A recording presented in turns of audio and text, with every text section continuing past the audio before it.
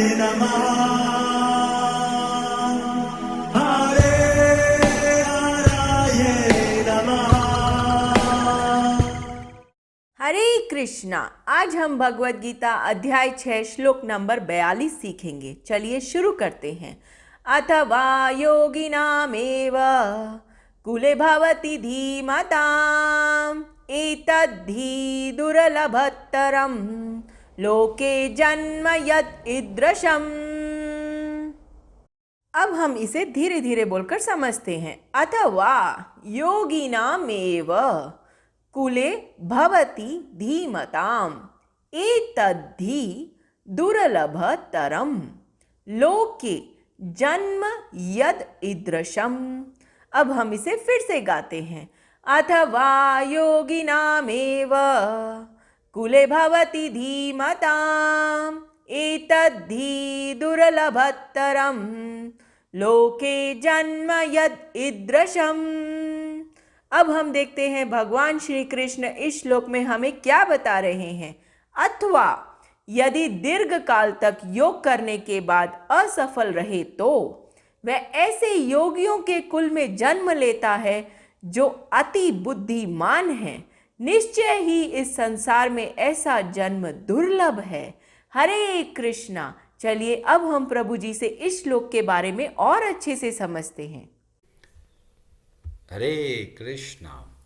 तो भगवान श्री कृष्ण अगला उत्तर बता रहे हैं कि जिसने अगर थोड़ी भी भक्ति करी है, थोड़ी भी योग साधना करी है, तो क्या करते हैं, वो देवताओं के लोकों में जाकर वहाँ बहुत समय तक सुख भोग कर और बहुत श्रीमान, जो बहुत ही धनी व्यक्ति के परिवार में और साथ में शुचि नाम पवित्र मतलब सदाचारी लोगों के घर में जन्म लेते हैं। अगर जो योग को छोड़ देते हैं बहुत लंबे समय के अभ्यास के बाद, उनका क्या होता है, उनके बारे में भगवान श्री कृष्ण इस श्लोक में बताते हैं कि जिसने बहुत अच्छे से भक्ति करी है, कई सालों से भक्ति कर रहे थे, पर अंत में भटक गए किसी एक इच्छा के कारण, या मन चंचल हो गया और उन्होंने भक्ति को छोड़ दिया और किसी कारण से भटक गए, तो ऐसे योग भ्रष्ट व्यक्ति, योग के रास्ते से भटक गया व्यक्ति क्या होता है, योगी नाम एव कुले, ऐसी जगह जन्म लेते हैं जहाँ पर योगी लोग निवास करते हैं। इसका मतलब वह व्यक्ति ऐसे परिवार में जन्म लेगा जिस परिवार में माता पिता दोनों भक्त हो या कोई न कोई उस परिवार में भक्त होगा। और भगवान श्री कृष्ण इस बात को बताते हैं कि ऐसा जो जन्म होता है वो बहुत दुर्लभ है। कैसा जन्म दुर्लभ है? भक्तों के घर में जन्म लेना। क्योंकि अगर भक्तों के घर में जन्म मिलता है तो बहुत छोटी आयु से ही वह व्यक्ति भगवान की भक्ति कर सकता है। कई बार आप लोग देखेंगे कि कोई माता पिता हैं जो शुरू से भक्त नहीं है, बाद में भक्त बन गए और थोड़े समय बाद में उनको पुत्र या पुत्री की प्राप्ति होती है। तो ऐसे जो पुत्र है, ऐसे जो पुत्री है, वो वास्तव में पहले की भक्ति करी हुई है, इसीलिए उनके आने से पहले ही माता पिता भक्त बन जाते हैं। और बहुत लोगों का अनुभव है, तो आप भी अपने आसपास देख सकते हैं, परिवार में देख सकते हैं। अगर परिवार में कोई छोटा सदस्य है और बहुत जल्दी भक्ति के बारे में बहुत इच्छा रखते हैं, तो आप इनको और अच्छे से ट्रेनिंग दीजिए, बहुत अच्छे से भक्ति करना सिखाइए। ये वही व्यक्ति है जो पिछले जन्मों में भक्ति करी है और अधूरी रह गई किसी कारण से। तो हमारे परिवार में ये बात का ध्यान रखें कि जो भी भक्ति के लिए थोड़ा भी प्रयत्न कर रहा है छोटी आयु से ही, उनको आप बहुत अच्छे से ट्रेनिंग दीजिए, बहुत अच्छे से संस्कार दीजिए, ये लोग आगे चल के बहुत उत्तम भक्त बन सकते हैं। और अगर कोई किसी बालक का या उसका रुचि नहीं है, फिर भी ऐसा माता पिता आपका दायित्व है कि घर के अंदर ऐसे संस्कार रखें जिससे जो बालक है, बच्चे हैं, उनको भक्ति की ओर प्रेरणा मिले। क्योंकि एक तो ऐसे होते हैं जो पिछले जन्म में भक्ति करी है, वो तुरंत फटाफट सीख जाते हैं, और कुछ लोग होते हैं जो माता पिता के सानिध्य में आकर, भक्तों के सानिध्य में आकर भक्ति आरंभ करते हैं। तो माता पिता का यह दायित्व है कि अपने घर के अंदर बहुत अच्छा भगवान की भक्ति का सारा कार्यक्रम रखें, अच्छे से भगवान को भोग लगाएं, आरती करें, भगवान का श्रृंगार करें, बहुत सुगंधित पुष्प अर्पण करें, भगवान के सामने बैठकर आप प्रार्थना करें, भगवत गीता का पाठ करें, तुलसी का जो पौधा हो वो घर में रखें और उसकी परिक्रमा करें, वहाँ बैठकर भगवान के नाम का जप करें। इस तरीके से हम अपना जो घर का वातावरण है वो बहुत ही पवित्र भगवतमय बना सकते हैं। और जब हम लोग कीर्तन करते हैं तो भगवान बोलते हैं, मैं स्वयं वहाँ पर प्रकट हो जाता हूँ। तो आप बड़े प्रेम भाव से भक्ति के सारे अंगों का पालन कीजिए, और जो आपके संपर्क में आए उनको भी बताइए। बहुत सारे जो भक्त हैं जो पिछले जन्म में अधूरी भक्ति करी है, उनको जैसे ही आपका सानिध्य प्राप्त होगा वे तुरंत भक्ति में लग जाएंगे। तो वास्तव में ऐसा जन्म बहुत दुर्लभ है, और आप में से कोई ऐसे घर में जन्म लिए हैं जिनके माता पिता पहले से ही भक्त हैं, तो आपका जन्म वास्तव में बहुत दुर्लभ है। हर एक को भक्तों के घर में जन्म लेने का अवसर नहीं मिलता। तो अगर आपके माता पिता भगवान के भक्त हैं तो आपका ये बहुत बड़ा सौभाग्य है, और आप इस बात का स्मरण करके अपने माता पिता की बहुत अच्छे से सेवा कीजिए। क्योंकि घर में जो माता पिता है वो हमारे प्रथम गुरु हैं, वे ही हमें भक्ति का मार्ग दिखाए तो बहुत ही उत्तम है। तो चाहे आप पुत्र हो, चाहे आप पिता हो, चाहे आप पुत्री हो, चाहे आप माता हो, आपको जो भी भगवान की भक्ति की प्रेरणा देते हैं उन सब के प्रति बहुत आभारी, बहुत कृतज्ञता रखनी चाहिए। क्योंकि ये सब वह व्यक्ति हैं जो हमारी अधूरी भक्ति को पूरा करने में बहुत बड़े सहयोगी है। तो और इस बात का ध्यान रखें कि भले ही उनके अंदर कुछ कमियां हो सकती है, तो आप कमियों पर ध्यान मत दीजिए, और उनकी भक्ति का जो करते हैं उसको देखिए और हृदय में धन्यवाद दीजिए कि हमें ऐसे माता पिता या हमें ऐसे पुत्र पुत्री प्राप्त हुए जो भगवान की भक्ति करते हैं। बहुत सारे धनवानों के घर में लेना कोई बड़ी बात नहीं है, पर भक्त के घर में जन्म लेना बहुत बड़ी बात है। भगवान श्री कृष्ण के शब्दों में दुर्लभ है, अत्यंत दुर्लभ है ऐसे परिवार जहाँ पर हमें भक्ति का बहुत जल्दी सीखने को मिलता है।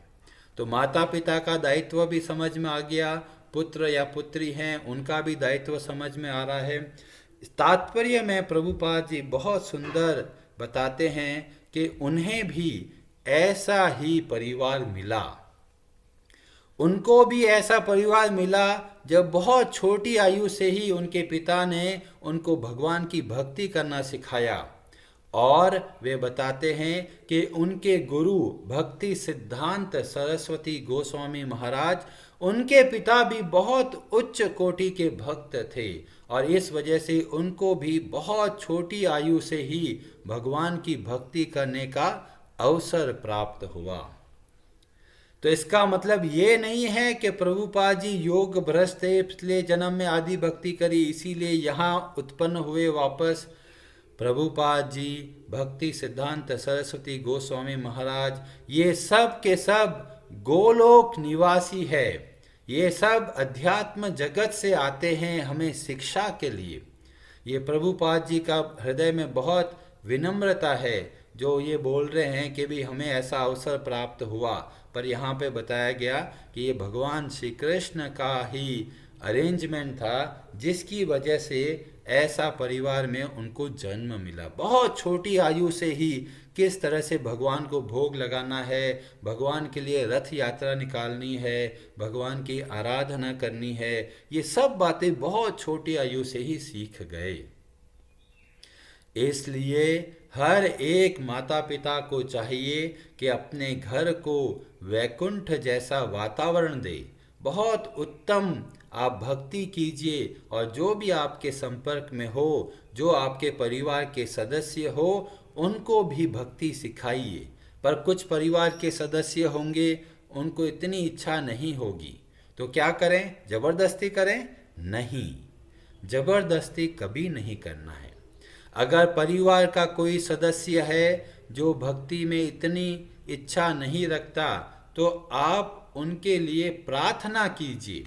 तुलसी का जो पौधा है, तुलसी महारानी है, राधा रानी जी हैं, भगवान के भक्तों से आप प्रार्थना कर सकते हैं। जो प्रार्थनाएं करते हैं उसमें बहुत क्षमता है। और इस तरह के सिद्धांत को हम देख सकते हैं भागवतम की कथाओं में। 2 कथाओं के बारे में मैं बता रहा हूँ और मैंने कई बार इसके बारे में भी बताया है। एक कथा आती है गजेंद्र की कथा, दूसरी कथा आती है महाराज भरत की कथा। और दोनों का वर्णन कुछ इस तरह से आता है, बहुत अच्छे से उन्होंने अपना कर्तव्य निभाया, बड़े अच्छे से अब पूरा राज्य को चलाया और अंतिम समय में वे भगवान की भक्ति की ओर चले गए। उसमें से जो गजेंद्र, जो महाराज इंद्रद्युम्न के नाम से थे, उनको श्राप मिला और श्राप मिलने के बाद में वे एक हाथी बन गए। महाराज भरत, उनको एक हिरण से मोह हो गया और अगले जन्म में वो हिरण बन गए।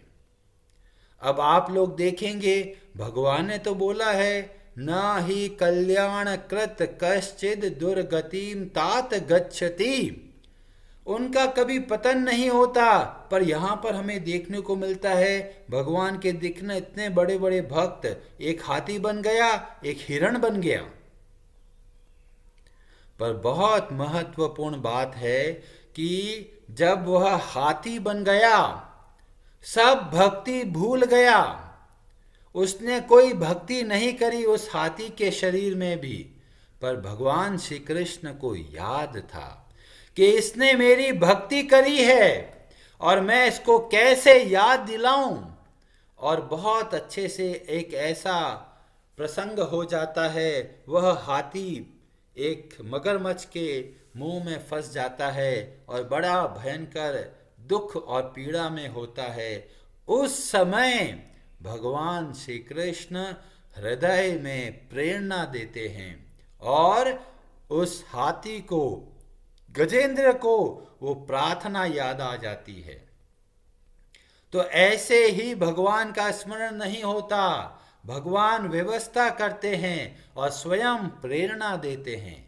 तो हम भले ही भूल जाएं भक्ति को, पर भगवान कभी नहीं भूलते। भरत महाराज का प्रसंग में वह एक हिरण बन जाते हैं, पर इनको श्राप नहीं मिला, इसलिए हिरण के शरीर में उनको याद है कि उन्होंने भगवान की भक्ति करी थी और ये एक गलती करी। और इस वजह से हिरण का शरीर के रूप में भी रहते हुए वे भगवान का स्मरण करते रहे। तो दोनों कथाओं से हमें पता चलता है कि भले ही हमें लगे कि भगवान के भक्त का पतन हो गया, पर भगवान कहते हैं कि जो मेरी भक्ति करते हैं, कितने ही बड़े दुराचारी भी हो जाए वे पुनः धर्मात्मा बनते हैं। अपि चेत सुदुराचारो भजते माम अनन्य भाग साधुरेव स मंतव्यः।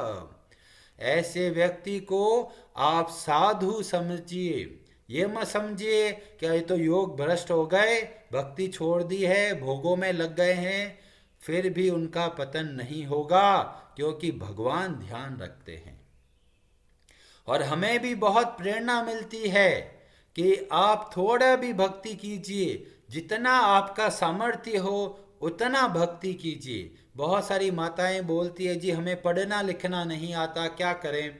कोई चिंता नहीं है, आप कथा सुनिए और मुंह से भगवान का नाम का जप कीजिए, ये बहुत है आपके लिए। बहुत अच्छे से कीजिए जप, बहुत अच्छे से आप कथा सुनिए और उससे ही हमारा उद्धार हो सकता है।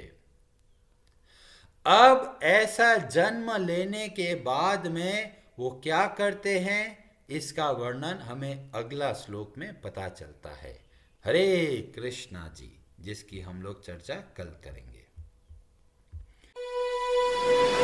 हरे हराये नमः।